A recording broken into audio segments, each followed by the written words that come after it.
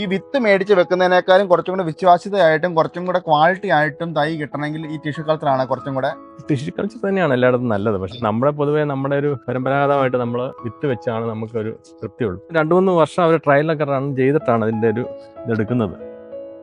ശരാശരി എത്ര കിലോ തൂക്കം നമുക്ക് കിട്ടുന്നുണ്ട്? 15 മുതൽ 17 കിലോ ഒക്കെ ആവറേജ് കിട്ടുമെന്നാണ് അവർ പറയുന്നത്. നമുക്കൊരു 18 കിലോ ആവറേജ് കിട്ടി. 18 കിലോ വരെ ആവറേജ് കിട്ടിയിട്ടുണ്ട്. 20 കിലോയുടെ മുകളിലുള്ളതും കിട്ടുന്നുണ്ട്. എന്നാലും ശരാശരി നമുക്കൊരു 18 കിലോ ആവറേജ് തന്നെ വരുന്നുണ്ട്. ഭൂമിയിൽ നമുക്ക് സസ്റ്റൈനബിൾ ആയിട്ട് ഫലപുഷ്ടി നിർത്തിക്കൊണ്ട് വേണം ഇതുപോലെ ജൈവവളം ഉപയോഗിക്കണം. അപ്പൊ അതിന്റെ കണ്ടന്റ് എന്താണെന്നും അതെന്നാണെന്നുള്ളത് മനസ്സിലാക്കി കർഷകരും ആ ലെവലിലോട്ട് ഉയരണം. BSF ലാവറ തന്നെയാണെങ്കിലും നമുക്ക് ഇവിടെ ഉപയോഗിക്കുന്നതിനേക്കാൾ കൂടുതലായിട്ട് ഇതിന്റെ ഗുണം മനസ്സിലാക്കി വിദേശത്തെ ആൾക്കാർ ഇത് ഉപയോഗിക്കുന്നുണ്ട്. യൂറോപ്യൻ കൺട്രിയിലൊക്കെ കണ്ടമാനം ഇത് യൂസ് ചെയ്യുന്നുണ്ട്. തളർന്നു നിൽക്കുന്ന ചെടിയാണ്. ഇത് കൊടുത്തു കഴിയുമ്പോൾ പച്ചപ്പ് ഇലക്കൊക്കെ നല്ലൊരു പച്ചപ്പ് കരുത്ത് കിട്ടുമെന്ന് കേട്ടിട്ടുണ്ട്. അത് ഇതിനകത്ത് എല്ലാ കണ്ടന്റുകളും ഉള്ളതുകൊണ്ട് ചെടിക്ക് ആരോഗ്യം വർദ്ധിക്കുന്നുണ്ട്. അതിന്റെ ഫ്രൂട്ടിങ്ങും ഫ്ലവറിങ് എല്ലാം നന്നായി വരും. ഗവൺമെന്റ് തലത്തിൽ നമുക്ക് ഈ ജൈവവളത്തിന് കൃത്യമായിട്ട് റിസർച്ചോ കാര്യങ്ങളോ അങ്ങനെ എന്തെങ്കിലും കാര്യങ്ങളോ സപ്പോർട്ടിങ് എന്തെങ്കിലും കാര്യം ശരിക്കും നടക്കുന്നുണ്ടോ? ജൈവവളം ഉപയോഗിച്ചാൽ എന്ത് ഫ്രൂട്ടാണ് അതിന്റെ ക്വാളിറ്റി കൂടും. മറ്റേ രാസവളം നമുക്കറിയാലേ, രാസവളം ഏത്തക്കൊലയെ തന്നെയാണേലും അത് കൂടുതലായിട്ട് ഉപയോഗിച്ചാൽ കൊലക്കെല്ലാം സൈസൊക്കെ കൊണ്ട് കിട്ടുന്നുണ്ട്. പക്ഷെ അതിൻ്റെ അകത്തെ കണ്ടന്റ് കുറവായിരിക്കും.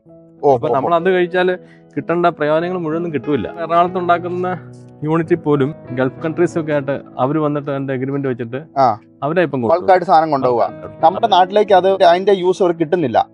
ഈ വളവിട്ടിട്ട് നമ്മളിത് അതിന്റെ പുറമെ മണ്ണിട്ടൊന്ന് കൊത്തി മൂടി അത് കഴിഞ്ഞിട്ട് നമ്മൾ നന ഇതുപോലെ തന്നെ വേനൽക്കാലം നമ്മൾ കൊടുക്കണം. വളവിട്ടുകൊണ്ട് മരത്തിന് നല്ലൊരു കരുത്ത് കിട്ടി. ആ കരുത്ത് കായലും കാണിക്കുന്നുണ്ട് താനും അല്ലെ? ഇരട്ടക്കൊല വരെയുണ്ട്. ഉണ്ണിക്കുഞ്ഞേട്ടാ, അപ്പൊ നമസ്കാരം. നമ്മൾ എത്ര നാളായിരുന്നു ഇവിടെ ഈ വാഴ വെച്ചിട്ടത്? ഞാൻ കഴിഞ്ഞ ഫെബ്രുവരിയിലാണ് തൈ വെച്ചത്. തൈ മേടിച്ച് ടിഷ്യൂ കൾച്ചർ മേടിച്ച് മാർച്ചിൽ ഞാൻ വെച്ചു. ഏതാ ഇനം ഇത്?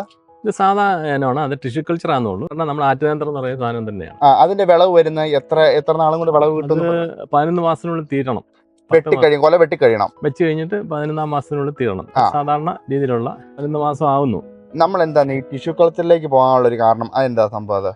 അതായത് സാധാരണ നമുക്ക് വിത്താണല്ലോ കിട്ടുന്നത്, അത് മാറി ഇപ്പം ടിഷ്യൂ കൾച്ചറിലേക്ക് പോകാനൊരു കാരണം? അത് കുറച്ച് യൂണിഫോം ആയിട്ട് കിട്ടും. പിന്നെ കുറച്ച് കേടുകൾ കുറവുണ്ടല്ലോ. മറ്റേ നമുക്ക് കേടുള്ള വാഴയുടെ വിത്തെല്ലാം വരുന്നുണ്ട്. അതുകൊണ്ട് തന്നെ നമുക്ക് അത് തിരിച്ചറിയാൻ പറ്റില്ലാത്തതുകൊണ്ട് ടിഷ്യൂ കൾച്ചർ ആണെങ്കിൽ കുറച്ചുകൂടെ. ടിഷ്യൂ കൾച്ചർ ആണെങ്കിൽ അവർ പറയുന്ന ഒരു ക്ലാരിറ്റി ഉള്ളത് കൊണ്ടാണോ? അത് കൃത്യമായിട്ട് ഇത്ര ആൾ കൊണ്ട് കായ്ക്കും, അല്ലെങ്കിൽ കൃത്യം ഈ ഇനമാണ് എന്ന് പറയുന്ന ക്ലാരിറ്റിയുടെ പുറത്ത് മാത്രമാണ് നമ്മൾ. അതെ, അത് അവരെന്നാ വെച്ചാല് അവര് നല്ല വാഴയുടെ മാത്രം വാഴ ഉണ്ടാക്കി അതിനെനിക്കൊന്ന് 2-3 വർഷം അവർ ട്രയലൊക്കെ റൺ ചെയ്തിട്ടാണ് അതിന്റെ ഒരു ഇതെടുക്കുന്നത്. അതാണ് ടിഷ്യൂ കൾച്ചർ ചെയ്യുന്നത്. അപ്പൊ അതുകൊണ്ട് അതിന്റെ കറക്റ്റ് ആയിട്ടുള്ള ഒരു വെയിറ്റും അത് എത്ര കിട്ടും എന്നൊക്കെ അവർ പഠിക്കും. അതിന് ശേഷമാണ് ഇത് കൊണ്ടുവരുന്നത്. അപ്പൊ പിന്നെ ഇവിടെ ഫീൽഡിൽ വെച്ച് കഴിഞ്ഞിട്ട് പിന്നെ വരുന്ന രോഗങ്ങളൊക്കെ ഉണ്ടാകാം. അതെന്ന് വെച്ചാൽ നമ്മുടെ മണ്ണിൽ നിന്നുണ്ടാകുന്ന ഒത്തിരി അസുഖങ്ങളുണ്ടല്ലോ, അതൊക്കെ ഉണ്ടാകാം. അതൊക്കെ നിയന്ത്രിക്കുന്ന രീതിയിലുള്ള. അപ്പൊ നമുക്ക് ഈ വിത്ത് മേടിച്ച് വെക്കുന്നതിനേക്കാളും കുറച്ചും കൂടെ വിശ്വാസ്യതയായിട്ടും കുറച്ചും കൂടെ ക്വാളിറ്റി ആയിട്ടും തൈ കിട്ടണമെങ്കിൽ ഈ ടിഷ്യൂ കൾച്ചറാണ് കുറച്ചും കൂടെ. ടിഷ്യൂ കൾച്ചർ തന്നെയാണ് എല്ലായിടത്തും നല്ലത്. പക്ഷെ നമ്മുടെ പൊതുവേ നമ്മുടെ ഒരു പരമ്പരാഗതമായിട്ട് നമ്മൾ വിത്ത് വെച്ചാണ് നമുക്കൊരു തൃപ്തിയുള്ളൂ. പക്ഷെ നല്ല വിത്ത് കിട്ടുവാണെങ്കിൽ കുഴപ്പമില്ല. നല്ല വിത്ത് ഇപ്പൊ ഇതിന്റെ ടിഷ്യൂ കൾച്ചറിന്റെ വിത്ത് വെക്കരുതെന്ന് ചിലർ പറയുന്നുണ്ട്. പക്ഷെ അതൊന്നുമല്ല. നല്ല വാഴയുടെ വിത്ത് നോക്കിയിട്ട് സെലക്ട് ചെയ്ത് വെക്കുവാണെങ്കിൽ അത് നല്ല റിസൾട്ട് കിട്ടും. കുഴപ്പമൊന്നുമില്ല. അത് എന്നാ വെച്ചാൽ പിന്നെ ഒത്തിരി മൂത്ത വാഴ നമ്മുടെ വിത്ത് ഒത്തിരി പൊങ്ങിയ ഇതുപോലെയുള്ള അതിന്റെ ഒന്നും വെട്ടി വെക്കാതിരുന്നാൽ മതി. അത് കഴിയുമ്പോഴത്തേക്ക് കൊല ചെറുതായി.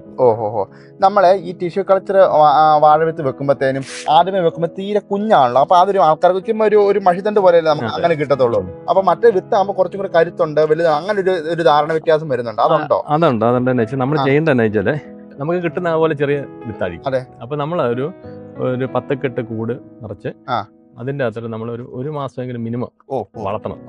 എന്നിട്ട് ഫീൽഡിലോട്ട് വെച്ചാൽ മാത്രമേ അത് സക്സസ് ആവുള്ളൂ. അല്ല എന്നാ വെച്ചാൽ നമുക്ക് അതിന്റെ ഒത്തിരി പെർസെന്റേജ് നഷ്ടം വരും. അതെങ്ങനെയാ നഷ്ടം വരുന്നത്? അത് ചെറിയ തൈയല്ലേ, അപ്പൊ അതിന് ഗ്രോത്ത് അത്ര ശരിയാവുന്നില്ല. അതുപോലെയുള്ള അസുഖങ്ങൾ കൂടുതൽ ബാധിക്കാനുള്ള ചാൻസ് ഉണ്ട്. ചെറിയ ഇൻസെക്ട്സ് ഒക്കെ വന്ന് കടിക്കും. അപ്പൊ അങ്ങനെയുള്ള പിന്നെ റൂട്ട് സിസ്റ്റം അല്ല. അപ്പൊ മറ്റാകുമ്പോഴത്തേനും ഒരു സിസ്റ്റം ആയി കഴിഞ്ഞു. അപ്പൊ അത് അങ്ങോട്ട് വെക്കുവാണെങ്കിൽ നമുക്ക് മുഴുപ്പാക്കിട്ട് വെക്കുവാണെങ്കിൽ ഒരു റിസൾട്ട് ഉണ്ട്. തീർച്ചയായിട്ടും അങ്ങനെ വെക്കാവൂ. ഉണ്ണിക്കുഞ്ഞേട്ടാ, നമ്മൾ ഇത് ഈ തൈ വെക്കും, ടിഷ്യൂ കൾച്ചർ തൈ വെക്കുമ്പോൾ അത് എന്തൊക്കെ കാര്യങ്ങൾ ശ്രദ്ധിച്ചാൽ ചെറുപ്പം തൊട്ട് കയറ്റിക്കൊണ്ട് എത്ര അടി കുഴി വെക്കാം, അതങ്ങനെ ഒന്ന് പറഞ്ഞു തരാമോ? അത് ഇവിടെയൊക്കെ ചെയ്തതെന്ന് വെച്ചാൽ JCB വന്ന് ഇളക്കി. അപ്പൊ കുഴിക്ക് വലിയ പ്രസക്തി ഇല്ല, നമുക്ക് ഇളക്കമുള്ള മണ്ണാണ്. അപ്പൊ അത്യാവശ്യം തൂമ്പായിക്ക് വലിച്ചിട്ട് ടിഷ്യൂ കൾച്ചർ ലാബിൽ നിന്ന് മേടിച്ച തൈ അത് 1 മാസം കൂടുതൽ വളർത്തി അതിന് ശേഷമാണ് നമ്മൾ വെക്കുന്നത്. ആ ആ ആ JCB കളി കിടക്കുന്ന മണ്ണായതുകൊണ്ട് ആ. അതിന് ഫൗണ്ടേഷൻ ഇടാം. ഫൗണ്ടേഷൻ മീൻസ് ഞാൻ പറഞ്ഞ എന്താ വെച്ചാൽ നമ്മൾ മസൂറി അതുപോലെ തന്നെ ആദ്യം കുമ്മായി ഇടുമായിരുന്നു. മണ്ണ് ട്രീറ്റ് ചെയ്യും. മീൻസ് ഞാൻ ഡോളമൈറ്റ് ഇട്ടെ, പിന്നെ മസൂറി കൊടുക്കും പുറകെ. അതിനുശേഷം നമ്മളിപ്പോ ഇതിന്റെ കുറച്ച് നമ്മൾ അടിവളമായിട്ട് ഇത് കൊടുത്തായിരുന്നു, കൊടുത്ത് നമ്മൾ പാക്ക് ചെയ്ത് കഴിഞ്ഞാൽ കണ്ടിന്യൂസ് ആയിട്ട് മഴ കിട്ടി, നമുക്ക് നനയ്ക്കേണ്ടി വന്നില്ല, പെട്ടെന്ന് കയറി. ഉണ്ണിക്കഞ്ചേട്ടൻ ഞങ്ങൾ ഇവിടെ വരാൻ പ്രധാന കാരണം ഉണ്ണിക്കഞ്ചേട്ടൻ ഇവിടെ നമ്മുടെ BSF ലാർവയുടെ അതായത് ബ്ലാക്ക് സോൾജർ ഫ്ലൈയുടെ വളം നമ്മളിവിടെ ഉപയോഗിച്ചു. അപ്പോൾ അതിന് നല്ലൊരു റിസൾട്ട് ഉണ്ട്. അത് കേട്ടിട്ടാണ് ഞങ്ങൾ പറഞ്ഞത്. അപ്പോൾ അതിൻ്റെ ഒരു അനുഭവം കൂടി ഞങ്ങൾ അറിയാൻ വേണ്ടി ഇവിടെ വന്നത്. അതെങ്ങനെയുണ്ടത്?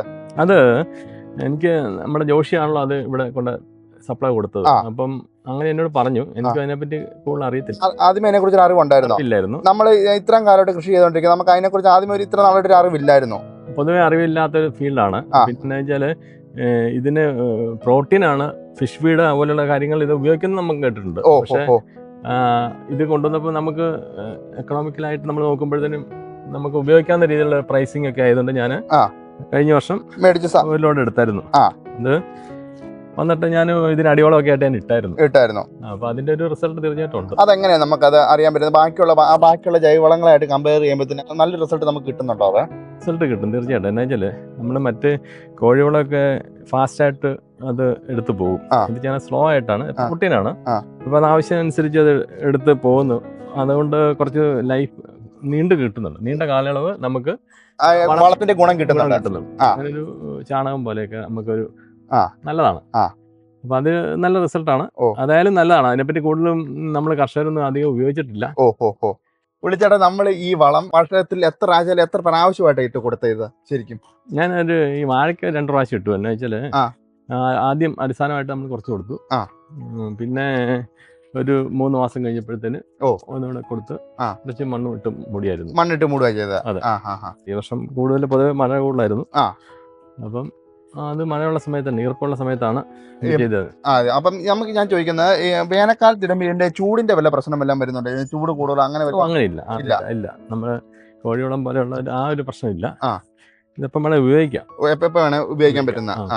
വേറെ കേട് കുറവ് അങ്ങനെ എന്തെങ്കിലുമൊക്കെ നോട്ട് ചെയ്തിട്ടുണ്ടോ? അതായത് പ്രധാനമായിട്ടും പൊതുവെ ടിഷ്യൂ കൾച്ചർ വാഴയ്ക്ക് വലിയ കേടില്ലാത്തതുകൊണ്ട് ഞാനത് ശ്രദ്ധിച്ചില്ല. കേടുമായിട്ട് ബന്ധപ്പെട്ടല്ല, ഇത് വളമായിട്ട് ബന്ധപ്പെട്ട ഒരു സംഗതിയാണ് മെയിനായിട്ട് കിട്ടുന്നത്. എങ്ങനെയുണ്ട് ഒരു ഗ്രോത്ത്? എങ്ങനെയുണ്ട് ഇത് ഇട്ടതിന്റെ ഫലമായിട്ട് കായ്ക്കുള്ള ഒരു വലിപ്പവും കാര്യങ്ങളും അതെങ്ങനെ നമ്മൾ കാണുന്നത്? നമുക്ക് ശരാശരി എത്ര കിലോ തൂക്കം നമുക്ക് കിട്ടുന്നുണ്ട്? 15 മുതൽ 17 കിലോ ഒക്കെ ആവറേജ് കിട്ടുമെന്നാണ് അവർ പറയുന്നത്, കമ്പനി പറയുന്നത്. പക്ഷേ നമുക്കൊരു 18 കിലോ ആവറേജ് കിട്ടി. 18 കിലോ വരെ ആവറേജ് കിട്ടിയിട്ടുണ്ട്. ഇപ്പം വെട്ടിയത് വെച്ച് നോക്കുമ്പോഴത്തേന് 20 കിലോയുടെ മുകളിലുള്ളതും കിട്ടുന്നുണ്ട്. എന്നാലും ശരാശരി നമുക്കൊരു 18 കിലോ ആവറേജ് തന്നെ വരുന്നുണ്ട്. പക്ഷേ 15 കിലോ താഴെ പോയിട്ടില്ല, ഒന്നും പോയിട്ടില്ല. അതിപ്പോ നല്ല ഗുണമല്ലേ ഈ വളവിട്ട്? അത് നല്ലൊരു ഒരു റിസൾട്ട് അല്ലേ? അതുണ്ട്, അഡ്വാൻറ്റേജ് ഉണ്ട്, അതിന്റെ ഒരു മെച്ചമുണ്ട്. അപ്പൊ എനിക്ക് തോന്നുന്നു അതൊക്കെ ഇപ്പൊ എന്നാ വെച്ചാല് കൂടുതൽ ഈ മറ്റു രാജ്യങ്ങളിലോട്ട് കയറി പോകാൻ വിദേശ രാജ്യങ്ങളിൽ ഇത് ഭയങ്കരമായിട്ട് ചെയ്യുന്നുണ്ട്.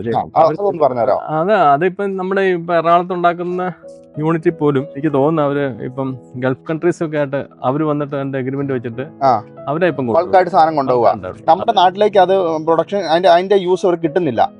അതിന്റെ കാരണം നമുക്ക് അതിന്റെ അത്ര കൃത്യമായിട്ട് ഒരു ബോധ്യം ഇല്ലാത്തതുകൊണ്ടല്ല. നമ്മുടെ കൃഷി അതിന്റെ ഉദ്യോഗസ്ഥരോ അവരൊന്നും അതിനെപ്പറ്റി കൂടുതലായിട്ട് പ്രൊമോട്ട് ചെയ്യുന്നില്ല. അപ്പം അത് ചെയ്താൽ നല്ല അടിസ്ഥാന വളമാണ്, ജൈവവളമാണ്. നമ്മുടെ കൃഷിക്കെല്ലാം എല്ലാ കൃഷിക്കും അത് അനുയോജ്യമായിരിക്കും. നമുക്ക് ഇതിന്റെ അകത്ത് ഈ NPK അളവ് അതെങ്ങനെ ഇതിന്റെ അകത്ത് വരുന്നത്? NPK ഒരു സാന്നിധ്യം ഈ വളത്തിന്റെ അകത്ത് നമ്മൾ കാണുന്നുണ്ടോ? അത് അതിൻ്റെ അകത്തുണ്ട്, നൈട്രജൻ ഉണ്ട്, ഫോസ്ഫറസ് ഉണ്ട്, പൊട്ടാഷ്യം. അതിന് കൂടിയ അളവില്ല. പക്ഷെ അതിൻ്റെ അകത്ത് ഈ മൈക്രോ സാധനങ്ങളുണ്ട് ഒത്തിരി, കോപ്പർ, സിങ്ക്, മഗ്നീഷ്യം അതുപോലുള്ള സാധനങ്ങൾ ഇതിൻ്റെ അകത്തുണ്ട്. കൂടാതെ കൃഷിക്ക് ഏറ്റവും പ്രധാനമായിട്ടും മണ്ണിൽ വേണ്ട സാധനം ഓർഗാനിക് കാർബണാണ്. അത് ഒത്തിരി നാളുകൾ കൊണ്ടുണ്ടാകുന്ന ഒരു സംവിധാനമാണ് മണ്ണിലോട്ട്. ഓർഗാനിക് കാർബൺ എന്ന് പറഞ്ഞാൽ അതെന്താ അതും കൂടെ ഉദ്ദേശിക്കുന്നത്? ഈ ജൈവ വസ്തുക്കൾ അഴുകി ഉണ്ടാകുന്ന ഒരു നമ്മൾ അതിന് ഉദാഹരണമായിട്ട് പറയുകയാണെങ്കിൽ ഈ കത്തിച്ചു കഴിഞ്ഞാല് കറുത്ത് വരുന്ന എല്ലാം ഓർഗാനിക് കാർബണാണ്, കറുപ്പ് നിറത്തിലോട്ട് പോകുന്നത്. ഇതിന്റെ അകത്ത് ഓർഗാനിക് കാർബണിന്റെ അളവ് ഭയങ്കര കൂടുതലാണ്. അപ്പൊ അതുകൊണ്ട് ആ ഭൂമിയെ ഒന്ന് ഒരു പരുവപ്പെടുത്താനൊക്കെ ഏറ്റവും നല്ലൊരു അടിവളമായിട്ട് കൊടുക്കാനൊക്കെ നല്ല ഒരു സംവിധാനമാണ്. പിന്നെ അഡീഷണൽ ആയിട്ട് ഇതിന്റെ അകത്ത് മൈക്രോ ഫുഡുകൾ എന്ന് പറഞ്ഞാൽ കോപ്പർ അതുപോലെയുള്ള സാധനങ്ങളുണ്ട്. സാധാരണ ഞാൻ ചോദിക്കുന്നത്, സാധാരണ ഉള്ള ജൈവവളത്തിൽ ഇത്രയും കണ്ടന്റുകളെല്ലാം കൂടെ നമുക്ക് ഒരുമിച്ച് കിട്ടാൻ സാധ്യത ഉള്ളതാണോ ഈ റേഷ്യോ ഇല്ലത്? അത് നമ്മൾ ചാണകം നോക്കുവാണെങ്കിൽ അതിൻ്റെ അകത്ത് നൈട്രജൻ കൂടുതലുണ്ട്, ഹ്യൂമസ് കൂടുതലുണ്ട്. മൈക്രോ സാധനങ്ങളെല്ലാം ഒത്തിരി ഉണ്ട്. പക്ഷേ ഓർഗാനിക് കാർബണും ഉണ്ട്, എന്നാലും ഈ അളവിലില്ല. എനിക്കൊന്ന് ഇതിൽ 40% മുകളിലുണ്ടോ ഓർഗാനിക് കാർബൺ ഉണ്ട്. പിന്നെ പ്രോട്ടീൻ്റെ ലെവലെല്ലാം ഒത്തിരി കൂടുതലാണ്. ബ്ലാക്ക് സോൾജിയർ ഫ്ലൈ അവർ പറയുന്ന ലാർവയ്ക്ക് 60% പ്രോട്ടീൻ തന്നെ അതിൻ്റെ ഉണ്ട്. അപ്പം ക്വാളിറ്റി നല്ലതായിരിക്കും. നമ്മളുണ്ടാക്കുന്ന ഫുഡിന്റെ ക്വാളിറ്റി നല്ല പ്രോട്ടീൻ ആണല്ലോ നമുക്ക് ആവശ്യമുള്ളത്. അപ്പം അതെല്ലാം കൃഷിക്ക് അനുയോജ്യമാണ്. ഞാൻ ചോദിക്കുന്നത്, നമുക്കിപ്പം ഇതൊരു 15 രൂപയ്ക്ക് നിരക്കിലാണ് ഇപ്പൊ കിട്ടുന്നത്. 15 രൂപയ്ക്ക് നിരക്ക് കിട്ടുമ്പോൾ ബാക്കിയുള്ള ജൈവ വളങ്ങളെ വെച്ച് നോക്കുമ്പോൾ ഇത് അത്യാവശ്യം നല്ല ഒരു മറ്റ് വളങ്ങൾ എന്നാ വെച്ചാൽ പല മിക്സ് ചെയ്താണ് ഇതെല്ലാം കോമ്പിനേഷൻ ഉണ്ടാക്കുന്നത്. മഴയായിട്ട് ബന്ധപ്പെട്ട് ചെയ്യുന്ന കൃഷിക്കൊക്കെ അടിസ്ഥാനമായിട്ടും കൊടുക്കാം. പിന്നെ ഇയർലി നമുക്ക് റംബുട്ടാൻ പോലുള്ള കൃഷികൾക്കൊക്കെ എല്ലാ വർഷവും നമ്മളിവിടെ റംബുട്ടാനും എല്ലാം പരീക്ഷിച്ച് നോക്കിയിട്ടുണ്ട്. എല്ലാം പരീക്ഷിച്ച് കൊടുക്കിയിട്ടുണ്ട്. കുഴപ്പമില്ല, നല്ല റിസൾട്ട് അതിന്റെ കാണാൻ പറ്റുന്നുണ്ട്. ഈ കാപിടുത്തം ഒക്കെ ചിലപ്പോൾ കൂടുതൽ കിട്ടാൻ സാധ്യത ഉണ്ടാവുന്നതുകൊണ്ട് മൊത്തത്തിൽ ചെടിക്ക് ആരോഗ്യം വർദ്ധിക്കുന്നുണ്ടല്ലോ. അപ്പൊ തന്നെ അതിന്റെ ഒരു വ്യത്യാസം കേട്ടിട്ടുണ്ട്. ഈ ചെടി ഒന്നും കൂടെ, അതായത് ഒന്നും തളർന്നു നിൽക്കുന്ന ചെടിയാണ്. ഇത് കൊടുത്തു കഴിയുമ്പോൾ പച്ചപ്പ് ഇലക്കൊക്കെ നല്ലൊരു പച്ചപ്പ് കരുത്ത് കിട്ടുമെന്ന് കേട്ടിട്ടുണ്ട്. അത് ഇതിന്റെ അകത്ത് എല്ലാ കണ്ടന്റുകളും ഉള്ളതുകൊണ്ട് ചെടിക്ക് ആരോഗ്യം വർദ്ധിക്കുന്നുണ്ട്. ആരോഗ്യം വർദ്ധിക്കുമ്പോൾ തന്നെ എല്ലാം മൊത്തത്തിൽ ഇത് വരുന്നുണ്ടല്ലോ. അതിന്റെ ഫ്രൂട്ടിങ്ങും ഫ്ലവറിങ് എല്ലാം നന്നായി വരും. അപ്പൊ ഈ ചെടികൾക്ക് വലിച്ചെടുക്കാൻ കുറച്ച് ഗുണകരമെന്ന് പറയാം. കുറച്ച് ഈർപ്പമുള്ള മണ്ണിൽ കൊടുക്കുന്നതാണ്. അല്ല നമ്മൾ ഈർപ്പം കൊടുക്കുക, വേനയ്ക്ക് ഇട്ട് കൊടുക്കുന്നതിന് കുഴപ്പമില്ല. അടിസ്ഥാനമായിട്ട് എന്താ ഈ കോഴിയോളം പോലെ ചൂടോ അങ്ങനെ വലിയ പ്രശ്നങ്ങളൊന്നുമില്ല. നമുക്ക് നനച്ചു കൊടുത്താൽ മതി. ഇത് സാധാ ഏത്തവാഴ തന്നെയാണ്. അപ്പം അതിന്റെ ഒക്കെ കുറച്ച് ഇതിന്റെ ഗ്രോത്ത് വാഴയ്ക്ക് നന്നായിട്ടുണ്ടായിരുന്നു. എനിക്കൊന്നും ഞാൻ അതുകൊണ്ട് വലിയ ഈ മുട്ടും കാലും ഒന്നും കൊടുത്തിട്ടില്ല. അതായത് കടവണ്ണം നന്നായിട്ട് കിട്ടി. അപ്പൊ അതുകൊണ്ട് തന്നെ അത് അങ്ങനെയുള്ള ചെലവുകൾ കുറഞ്ഞു. അതായത് പറഞ്ഞാലും ടോട്ടലി ഈ വളം ഇട്ടുകൊണ്ട് മരത്തിന് നല്ലൊരു കരുത്ത് കിട്ടി. ആ കരുത്ത് കിട്ടിയോണ്ട് നമുക്ക് വേറെ കൂടുതൽ താങ്ങാ കാര്യങ്ങളൊന്നും കൊടുക്കേണ്ടതില്ല. ആ കരുത്ത് കായലും കാണിക്കുന്നുണ്ട് താനും അല്ലേ? ഉണ്ട്. ഇപ്പൊ മേലായി, എന്നാലും പൊതുവെ കുഴപ്പമില്ലാത്ത രീതിയിലൊരു തൂക്കം കിട്ടുന്നുണ്ട്. അല്ലെങ്കിൽ ഇതിന് ഇപ്പൊ മഴ ഉണ്ടായിരുന്ന കുറച്ചുകൂടെ ലെവലിലോട്ട് മാറിയാനെ 20 കിലോ ആവറേജ് ഒക്കെ കിട്ടുമായിരുന്നു.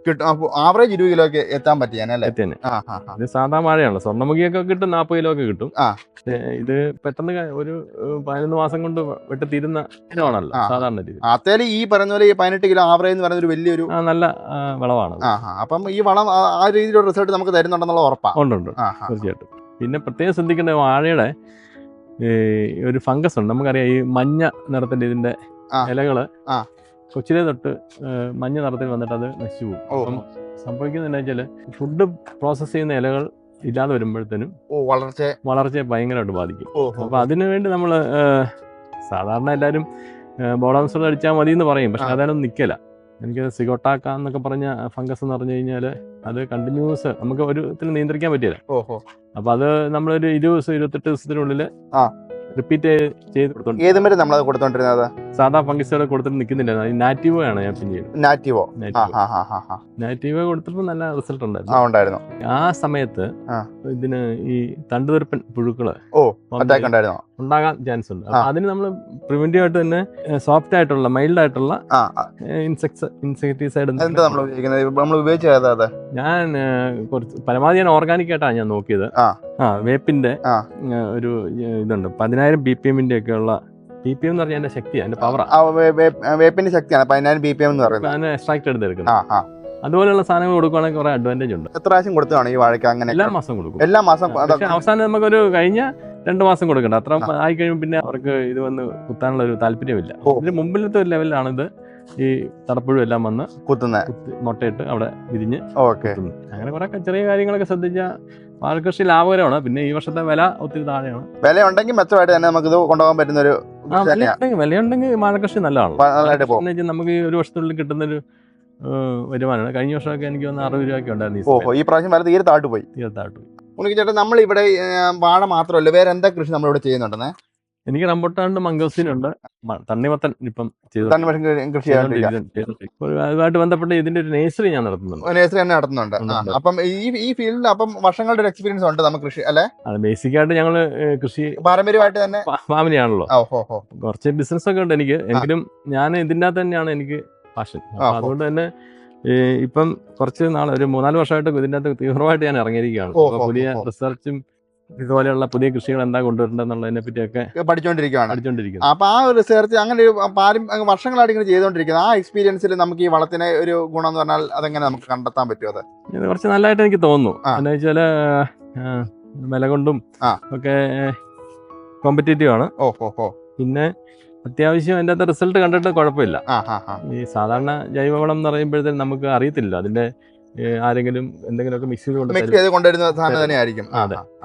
അപ്പൊ ഇതിന്റെ അകത്ത് കുറച്ച് ഇത് നമുക്ക് പ്രോപ്പർ ആയിട്ട് അവിടെ തന്നെ ഇതിന്റെ നമുക്ക് 100% ഉറപ്പിച്ച് നമുക്ക് എടുക്കാൻ തരുന്നുണ്ട്. പിന്നെ ഞാൻ ഒരു വർഷം ഒന്ന് നോക്കി, അപ്പൊ കുഴപ്പമില്ലാന്ന് എനിക്കൊരു തോന്നുന്നുണ്ട്.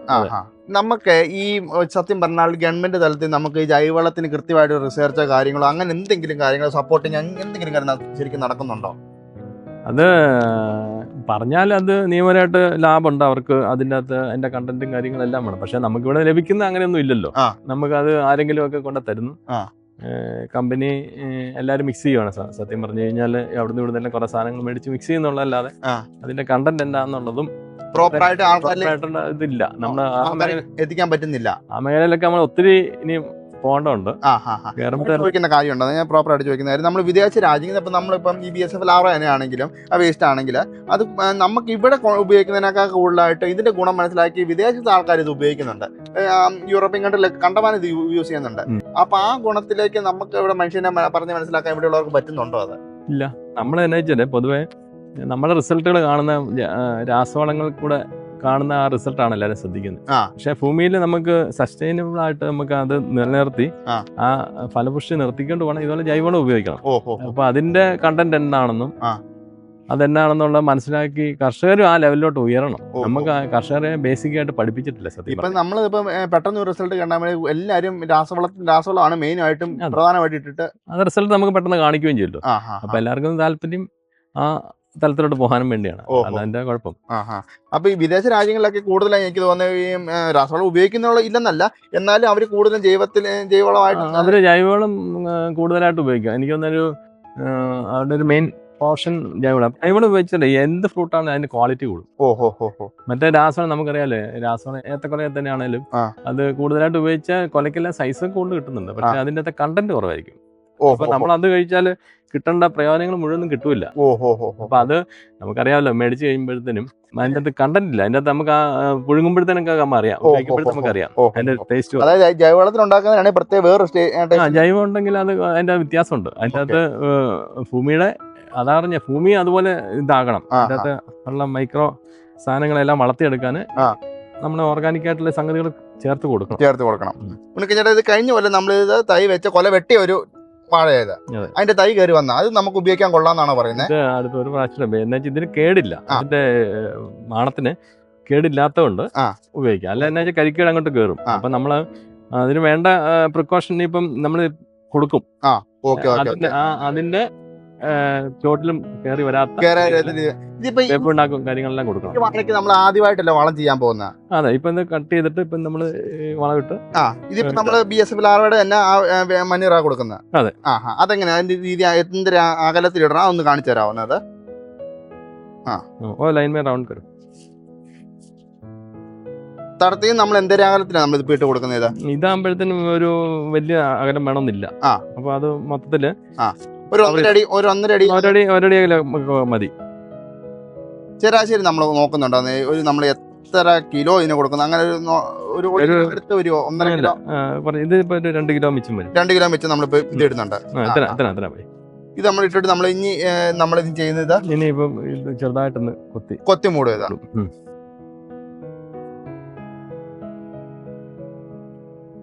ഇതുപോലെ നമ്മൾ ഈ വളമിട്ട് കഴിഞ്ഞാൽ പിന്നെ നമ്മൾ ഇനി ഇത് അടുത്ത വളപ്രയോഗം നമ്മൾ ഏത് സമയത്ത് നമ്മൾ ഇനി കൊടുക്കുന്നത്? ഇപ്പം വേനൽക്കാലമാണല്ലോ. അപ്പൊ അതുകൊണ്ട് തന്നെ നമ്മൾ നനവ് കൊടുക്കണം. അതിനോടൊപ്പം വാഴയ്ക്കുള്ള പ്രത്യേകത എന്താ വെച്ചാല് 5 മാസത്തിനുള്ളിൽ നമ്മൾ വളങ്ങളെല്ലാം കൊടുത്തിരിക്കണം. അന്നേരത്തെ നമ്മൾ കൂമ്പ് അവിടെ ഉണ്ടായി. പിന്നെ നമ്മൾ കൊടുക്കുന്നുണ്ടെങ്കിലും അത് അതിന്റെ കൊലക്കുള്ള സൈസ് കിട്ടുന്നുള്ളൂ. പടലെല്ലാം കൂടുതൽ കിട്ടണമെങ്കിൽ ഈ 5 മാസത്തിനുള്ളിൽ നമ്മള് വളം കൊടുത്ത് കഴിയണം. മെയിൻ ആയിട്ടുള്ള. ഇതിപ്പോ നമ്മൾ ഇത് ഇട്ടതിന് പുറമെ നമുക്ക് നനയും കൂടെ കൊടുക്കേണ്ടതുണ്ടോ? കൊടുക്കണം. നന കൊടുത്താലേ ഈ വളത്തിന്റെ ഗുണം താഴെ അല്ല പിന്നെ അത് ഡ്രൈ ആയിട്ട് അവിടെ കിടക്കുന്നുള്ളതേ ഉള്ളൂ. അപ്പൊ നിർബന്ധമായിട്ട് നന കൊടുക്കണം. ഈ വളം വിട്ടിട്ട് നമ്മളിത് അതിന്റെ പുറമെ മണ്ണിട്ടൊന്ന് കൊത്തി മൂടി. അത് കഴിഞ്ഞിട്ട് നമ്മൾ നന ഇതുപോലെ തന്നെ വേനൽക്കാലമായിട്ട് നന നമ്മൾ കൊടുക്കണം. ഈർപ്പമുണ്ടല്ലോ ഇത് വലിച്ചെടുക്കുള്ളൂ. ഓഹോ. അതിനെ കൃത്യമായിട്ട് ഇതിന്റെ മൂലങ്ങളെല്ലാം താട്ടിറങ്ങി ചെല്ലാൻ വേണ്ടിയാണ്. അതെ. ഇത് നമ്മളിപ്പോ തടം പോലെ ഇതുണ്ട്. അത് ഇനിയിപ്പോ ഫർദർ നമ്മൾ ഇവിടെ അടുത്ത സ്റ്റെപ്പിൽ ഒരു വളം കൂടെ കൊടുത്തിട്ട് കൊത്തിമുടും. ആവശ്യത്തിന് ജൈവളമായി. കൂട്ടത്തിൽ നമ്മൾ ഇത് ഉപയോഗിക്കും. ഈ വേനൽക്കാലത്ത് തന്നെ നിർബന്ധമായിട്ടുണ്ട്. ഈ വാഴയെ സംബന്ധിച്ചിട്ട് 4 ദിവസത്തേക്കുള്ള അതിന്റെ ചൂട് ഉണങ്ങാൻ പറ്റില്ല. ഇതിന്റെ ഗ്രോത്ത് അതുപോലെ അങ്ങ് പോയിക്കൊണ്ടിരുന്നാൽ മാത്രമേ നല്ല കുല കിട്ടും. നല്ല കുല കിട്ടും. ഗ്രോത്ത് ഇടയ്ക്ക് വെച്ചൊന്നും അറസ്റ്റ് ചെയ്തത്. അതാണ് അതിന്റെ വാഴയുടെ പ്രത്യേകത. വാഴകൃഷി പ്രത്യേകം ശ്രദ്ധിക്കേണ്ടത്. മഴക്കാലത്ത് പോലും ഒരാഴ്ചക്കുള്ളിലൊക്കെ ഉണങ്ങി കഴിഞ്ഞാൽ നന തുടങ്ങണം.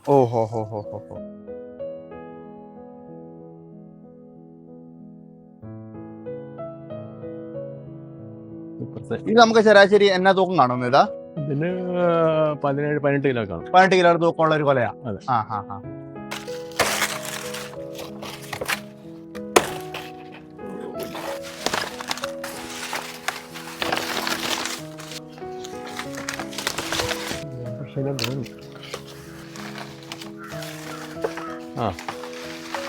ഒത്തോ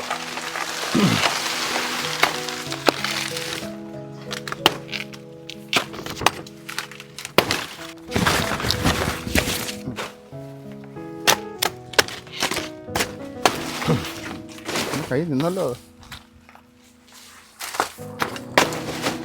ഇരട്ടക്കൊല വരെയുണ്ട്.